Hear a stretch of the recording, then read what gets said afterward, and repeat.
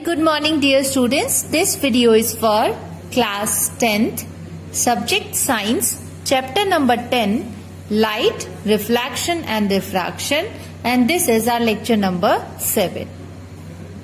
So dear students, as we are studying about the refraction by lenses, so the topics to be studied today are image formation by the lenses. In this we will study the image formation by both type of lenses, convex and concave. Then we will see the lens formula, magnification and power of lenses. So let's get started with the first topic, that is image formation by the lenses.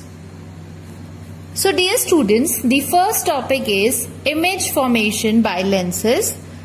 Here, before knowing how to form the image of an object in a lens, we will have to understand that if we have been provided with a lens, it can be concave or convex, how to find the approximate length, focal length of the lens. So, there are two activities in your NCERT book, activity number 10.12 and 10.13, which describes that how the approximate focal length of a lens can be found. It also shows that how, varying the place of the object, we can get different types of images at different positions from the lens. So let us study activity number 10.12.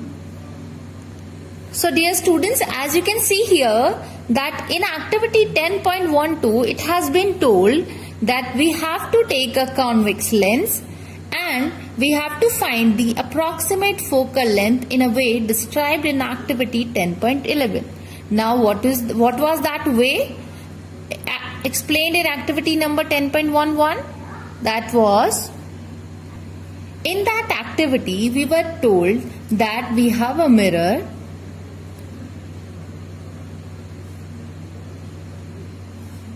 and we have to take an object which is at infinite distance. So we were considering that object to be sun. So if this is the reflecting side of the mirror, then we were considering the sun as the infinity object, and we were having here a screen or a piece of paper on which we were concentrating all the light rays coming from sun. They strike the surface of the mirror and they got converged at the paper. So we got the brightest spot. We adjusted the paper so that we can get the brightest spot here. That will be the image of sun. So in the same manner, we have to find the approximate length for a lens. Let's say now we have a convex lens.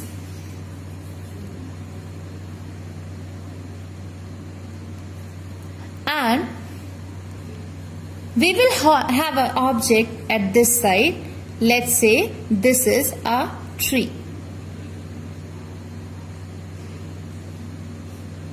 So we have a distant object, we have a lens, and we have to see the object from this side, because we know that if from here the radiations are coming, which will be reflected radiations from this object, they will pass the lens and they will converge at a point where we will get the image. So image will be this side.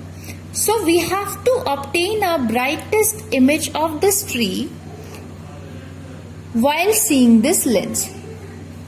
So we'll have a screen here and we will obtain an image. So we will adjust the distance of the screen and the lens so that we can get the approximate focal length of the mirror. So by measuring this distance between the screen and the lens, we can calculate the approximate focal length of this lens. The same happens in case of a concave lens. Now Further, in this activity, it has been told that draw 5 parallel lines using chalk on a long table such that the distance between the successive lines is equal to the focal length of lens. So here we are making a stand for the lens. We are placing a lens on the lens stand. There will be a lens holder which can keep the lens. We have to place it on the central line such that the optical center of the lens lies just over the line. And this kind of arrangement in our physics terms is called an optical bench. Optical bench is used to perform the optical experiments or the experiments related to light, mirror and lenses. Now it has been told that we have to mark F1 and F2 or F1, F2 and C1, C2 as well.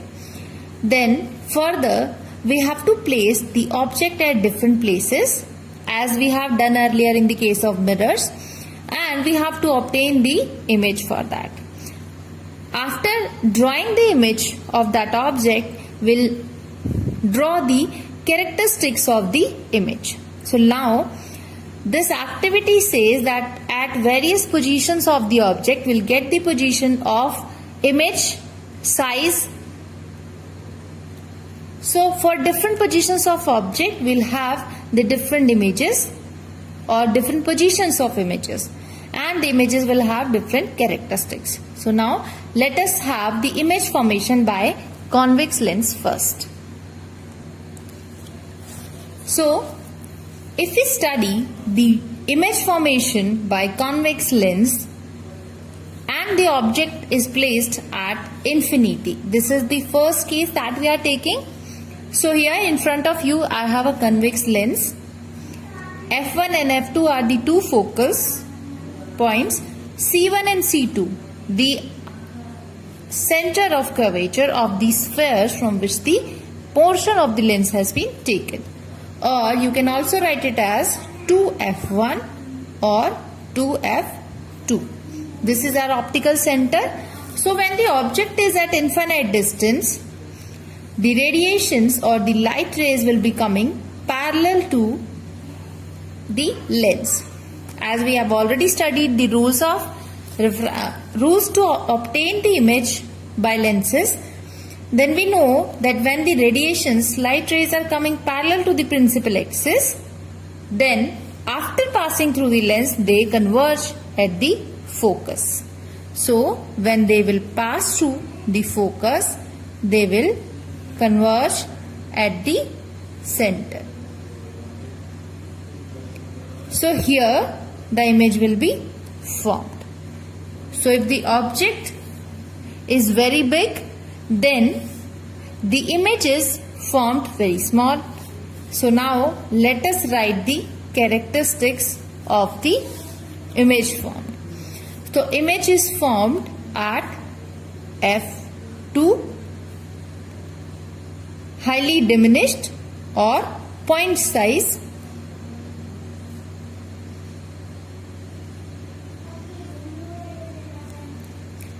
real and inverted. This is the first case. Now let us understand the second case of the image formation by convex lens. Now the object is beyond C1, or you can say beyond 2F. So the object is here, A, B. So in the same manner we have to make the image. The radiation coming parallel to the principal axis, after refraction it will pass through the focus, and the radiations passing through the optical center, as we know the 4 rules, so we are using any 2 of them. So when the radiation will pass through, always remember that you have to make the ray diagrams with the help of pencil only. I am making it to make it more visible to you. So you can see that the light ray passing through optical center will not get refracted, and these two refracted rays will meet here. So we'll obtain a point A dash here. A dash, and this will be our B dash. So image is formed. Now what are the characteristics of the image formed? At or beyond, sorry, it should be between F2 and 2F2. Second, what is the magnification? Smaller than the object or diminished. Third is, how is the image? It is real, because the refracted rays are actually cutting each other. Real, and real images are always inverted. The third case is when the object is placed at 2F1. So 2F1 is here. So the object is placed at 2F1 AB. The same rules we have to follow. The parallel light rays coming parallel to the principal axis will pass through the focus after refraction, and the light rays passing through the optical center will pass without any refraction. So dear students, when the second light ray is taken, then we get that the meeting point of two refracted rays is below the 2F2. So it is happening as same as we were having the cases of concave mirror.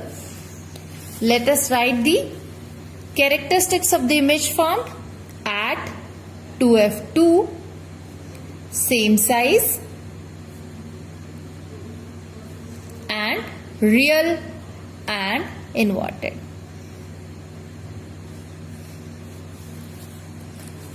The next case is when the object is between F1 and 2F1. That means the object is placed here.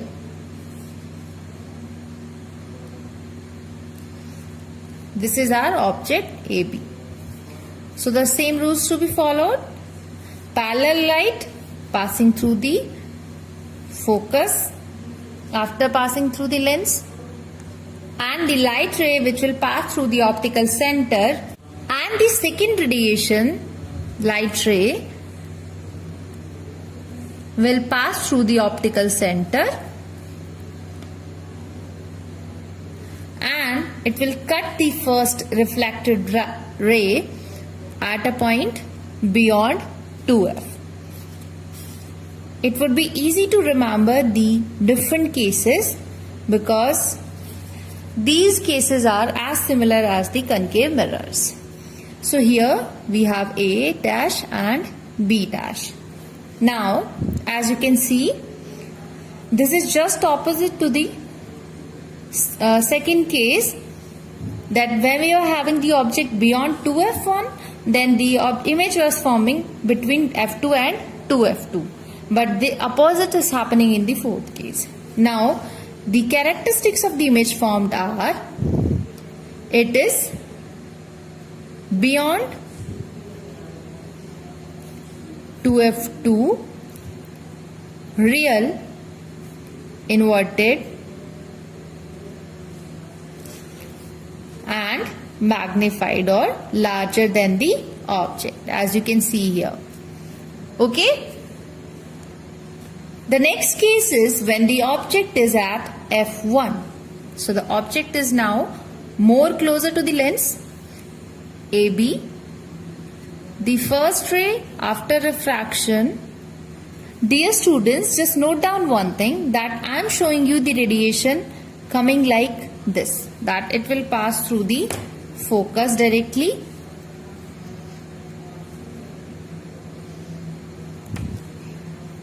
But here the refraction that takes place is as per the laws of refraction, that when the light ray enters the second medium, it changes its direction, which is not shown you here, because this lens is very thin. So here in this lens, the transmission or the change of path is not shown. So keep in mind that thing. Now the first is that light ray coming parallel to the principal axis will pass through the focus after refraction, and the second light ray when coming from A and passing through the optical center will be like this. But as you can see here that these two are infinite or parallel radiations to each other. So they will not cut each other very soon. But we suppose that they will cut each other at infinite distances. So we conclude that the image is formed at infinity. Second, it is real and inverted, as it will be below the principal axis only. Third is it will be highly magnified. The image will be highly magnified as compared to the object. Now the next and the last case of a convex lens is that when the object is brought more closer to the lens. That means we are placing the object now between F1 and optical center. So here is our object AB. The same rules to be followed. The light rays coming parallel to the principal axis will pass through the focus, and the second light ray that will be passing through the optical center. So now you can see that when these two light rays are moving ahead in this direction, they are not meeting because the distance between them is increasing. Now how will they get crossed or they will meet each other at a point? We'll have to retrace them back. So let's do it. If we are doing that, you will see that the light rays are meeting at a point at the same side where the object is placed. And this is our image. So the characteristics of the images formed are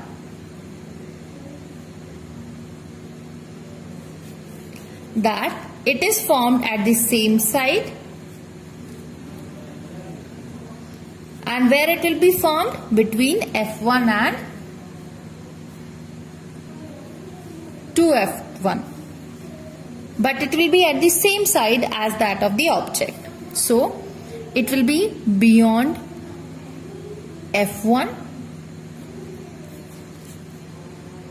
virtual and erect, because we have retraced the light rays back to get the image. So this is virtual, and you can see it that this is erect as well. So position, and one more thing that we have to tell is that this is magnified or larger than the object.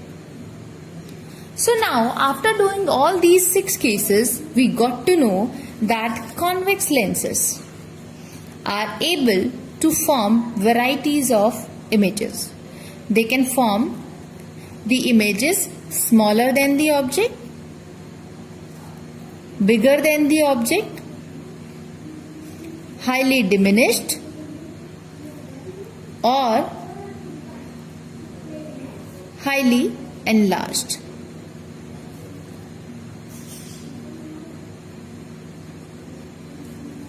So, depending upon the capability of the lens, of the image formed by the convex lens, we have various applications where the convex lenses are used. So here we have some applications of convex lenses. The first application is that convex lenses are used in astronomical telescope. As we have seen in the first case, that the convex lenses are able to make the highly diminished or a very small real and inverted image of a faraway object. So the convex lenses are used in astronomical telescopes so that they can view the very far away stars and other objects, and they can form a very small image of that. Convex lens is also used in cameras, in terrestrial telescopes, because according to third case, the convex lenses can make a magnified image of a object which is at a very great distance. In cinema projectors, in searchlights, as we have done a case where the object was very near to the lens, but the light rays passing through the lens were parallel to each other. So in that type of a lens is used in searchlights. Or the most important application of a convex lens is as a magnifying glass or a simple microscope. So these are very important applications of convex lenses based on the type of image formed. Now let us study the image formation by concave lenses. So the first case is when the object is placed at infinite. So when the object will be placed at infinite, the parallel radiations will be coming. So here I have a concave lens having optical center f1, f2 and 2f1, 2f2. So the object which will be at the infinite distance, the light rays will be coming parallel to the principal axis from that object. And we all know that after refraction through the lens, the light rays, they get diverged. So here the light rays will get diverged.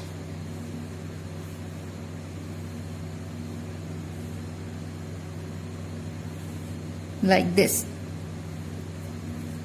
But when we retrace them back, they appear to come from the focus of the lens.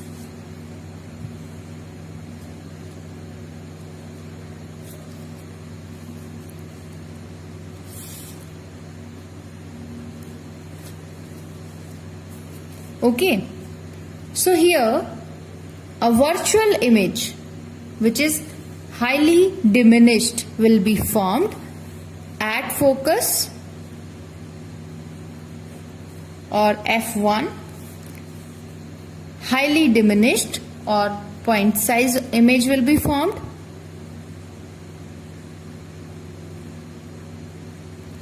and this will be because we have retraced the refracted rays back, so it will be a virtual image, and virtual images are always erect.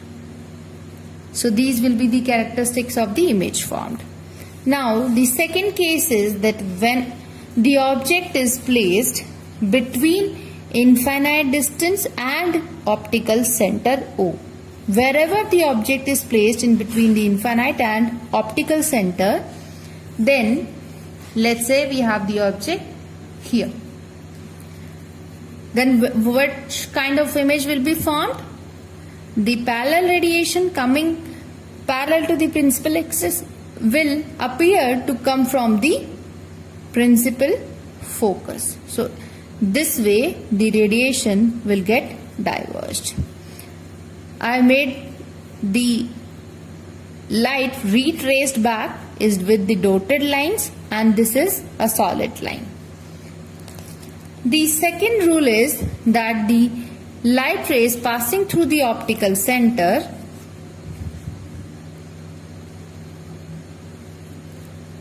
they will pass without any refraction. So even if we retrace them back, the same path will be taken, and here we will obtain the image. So here will be A dash and B dash if it is A and B. So again, a very small image at the same size as that of the object we are obtaining in the case of concave lens. So the image formed will be between F1 and O. This will be the position, virtual and erect, and diminished. Now, depending upon the capacity or capability of a concave lens to obtain the images of smaller size as that of the object, the applications are. So dear students, as the concave lenses are only able to form the virtual, erect and diminished images of the object, so as with their applications that we have a small number of applications for them, but the concave lenses are mainly used in spectacles for the correction of short-sightedness. That is a vision defect, or you can say it is an eye defect that you will be studying in your next chapter. What happens in this disease, that the person is only able to see the object at a very close distance from his or her eyes, and he is not able to see the objects which are at a very far distance. So for correcting that disease, we are using concave lenses in the specs. Now, we should understand the sign convention which is to be used in case of lenses. So dear students, as we all know that we have a lens, whether it is a concave lens or convex lens. Let's say we have a convex lens. I have placed my convex lens in the 4 coordinate geometrical portion of your mathematics. So here, this is the optical center, as we all know. Here we will have the F1, 2F1, F2, and this will be our 2F2. Now this is our principal axis, this is our optical center. So the first point in case of sign convention is that all the distances will be measured from the optical center, and the second rule is that the distances measured in the direction of incident light, in the direction of incident ray, are taken as positive, and the distances against the direction of the incident ray will be taken as negative. So we have to start measuring from the optical center. If the light rays are coming in this direction, then as we have to start from this point only, so if we go in this direction, then the distance will be positive. If we have to go against the direction of incident ray, then the distances will be negative. So here in the case of concave or convex lens, if the radiation is coming from this side, then all the distances in my left hand side or in the left hand side of the convex lens will be negative. All the distances on the right side will be positive. Now, as the object will always be above the principal axis, so object height will be positive in both the cases, and in most of the cases for convex lenses the images are formed below the principal axis but on the right side of the lens. So although it is on the right side but it is below the principal axis, it will be taken as negative. So the height of the images will be negative, which is below the principal axis. So we can conclude all the heights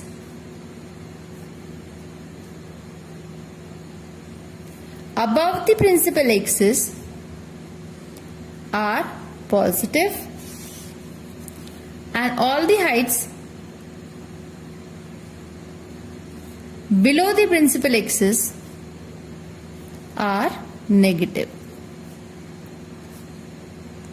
So as per the given information that where is the object placed, where is the image formed, what is the height or where is the image formed, we can get the values for the object distance. Object distance, you must remember, it is denoted by a small letter u. So u, as if the radiation is coming from this side, so u will always be negative in both the cases. Image distance,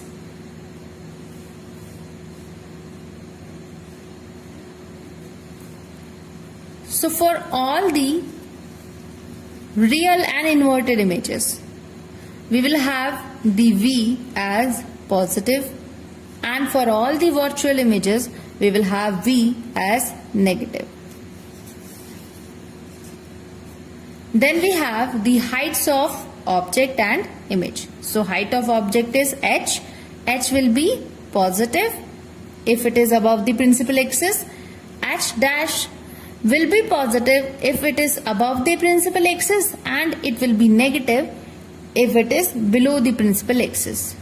Then two things are there, focal length and the distance between the center of curvature and the optical center. So in case of concave lens, because we are considering the focus which is on the left hand side, as we have done the two cases, in both the cases the images were formed on the left hand side of the lens if the radiations are coming from this side. So we will consider this focus, and as we have to start measuring from the optical center in the direction of the incident ray. So this is coming opposite to it. So focal length for concave will be negative, and for convex lens it will be positive. You can make a table also that these few things will be positive in case of concave lenses and positive or negative. So you can make it like this, that you have convex lens, concave lens, and you write the various values like u, v, f, h, h dash, u, v, f, h, h dash. So what will be the values in which particular case? That you can make a table to remember. Okay. Our next topic is lens formula. So as we have previously studied that mirror formula was the relation between image distance, object distance and the focal length of the mirror. In the same manner, we have a relation between the object distance u, image distance v and the focal length of the lens. That relationship between the object distance, image distance and the focal length of the lens is called lens formula. It is also called lens equation.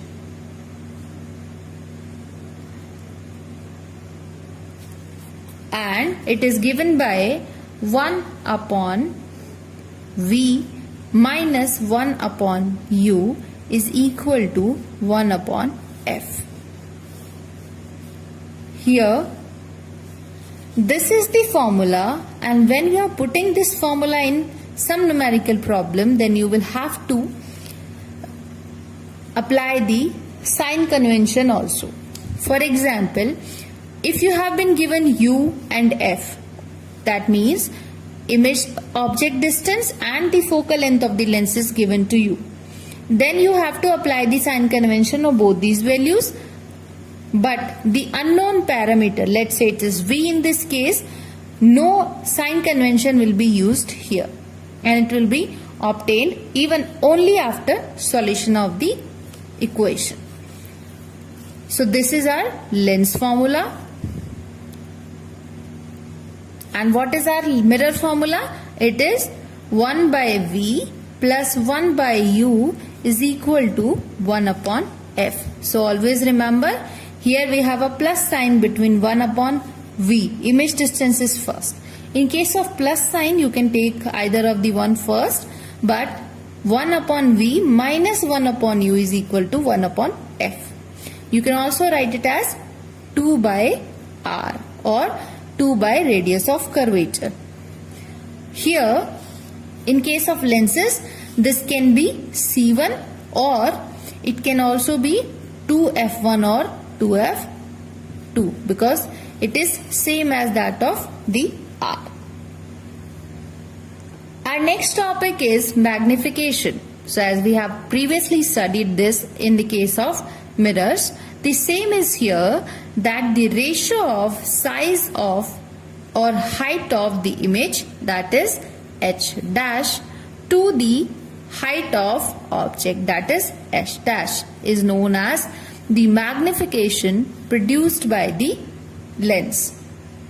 Or this is the variation whether the image is magnified or I should say enlarged or it is diminished.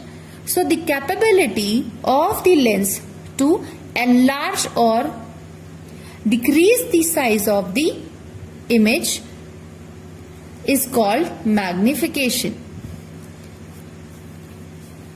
So magnification is H dash upon H. This is the similar formula as you are having in the case of mirrors magnification.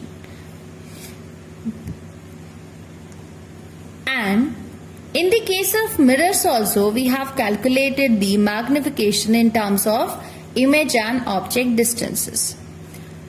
Same here we can do, and that will come out to be V by U in case of lenses. So magnification is also equal to V by U, or we can take it as magnification is equal to H1 upon H dash upon H is equal to V upon U. Remember, in the case of mirrors we were having minus V upon U, but here we have simply V upon U. You have to take care of the sign conventions, and the magnification, as it is the ratio of the height of the image to the height of object. So either these two heights can be same. So magnification can be 1. If the height of image is more, then it can be greater than 1. If the height of image is less, then this value can be smaller than 1. That means we have different cases for the magnification. So what these values of magnification indicate to us? When the magnification is 1, then the size of image is as same as that of the object. So the image will be of same size.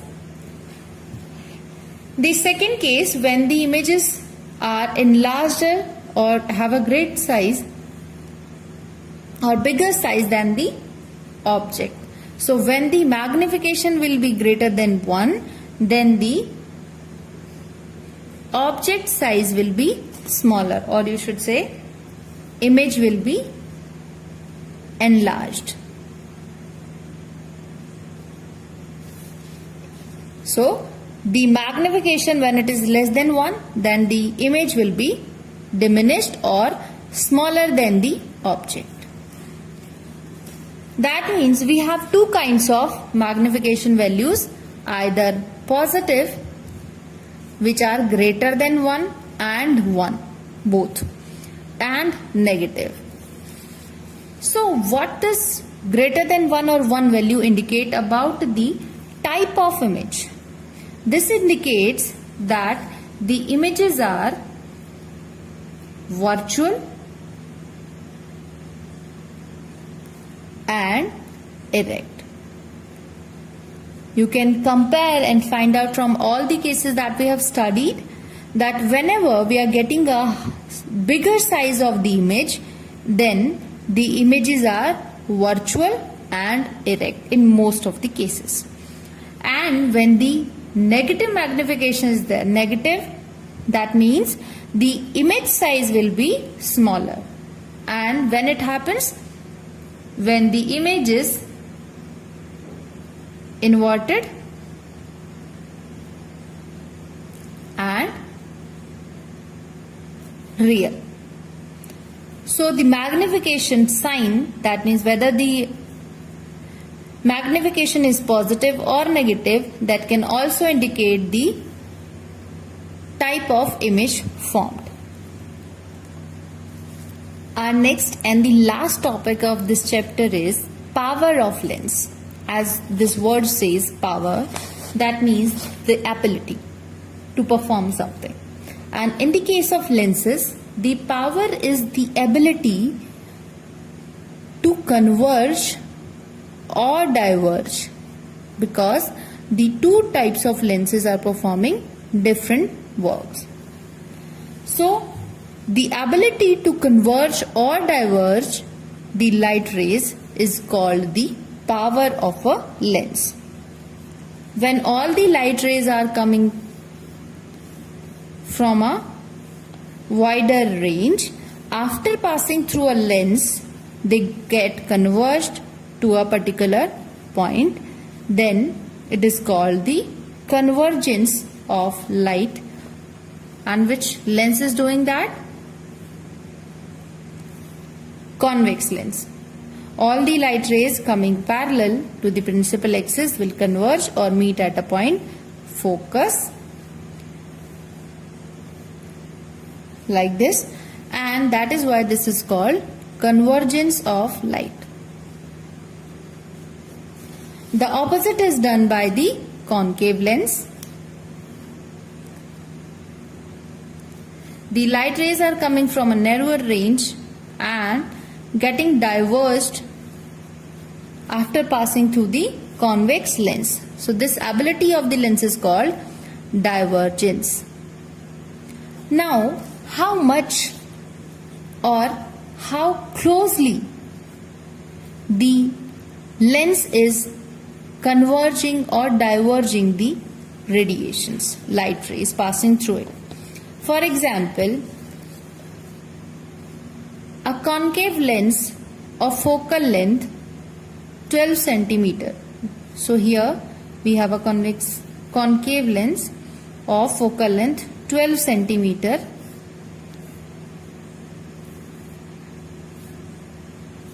So this distance from optical center to focus is called the focal length. So it is 12 for the concave lens. When the light rays are coming to it, then as they will get diverged as they are coming from the focus, so they are getting spread. If the focal length of the concave lens would be a little smaller, let's say it is here, then the light rays will appear to come from this point and they will get more diverged. That means if the focal length is smaller, the lens is more able, or the divergence done by the lens is more. The same will happen in the case of convex lens, that the convergence will be more if the focal length is small, or the lens will be able to converge the light rays nearer to it. That means we can also define power of a lens as the reciprocal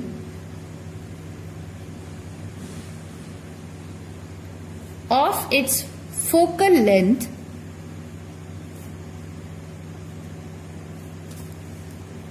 in meters.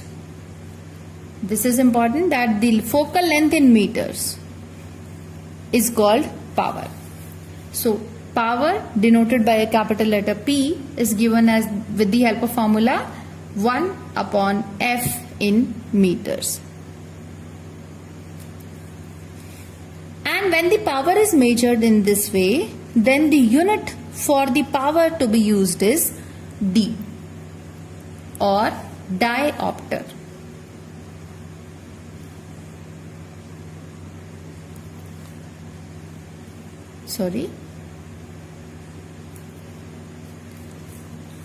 Now, if we want to define 1D or 1 diopter power of a lens, then when it will be 1? When the focal length is 1 meter. So we can define 1 diopter as the power of a lens is 1 diopter if its focal length is 1 meter. So the power of lens is 1 diopter if its focal length is 1 meter. The same way, the power of lens will be 0.5 diopter if its focal length is 0.5 meters or 50 centimeters. Because the lenses are very thin, so the focal length of theirs will be in centimeters. So we'll always require to convert this value in meters if we want the reading to be diopters. So take care of this as we are ending up with the chapter with this topic.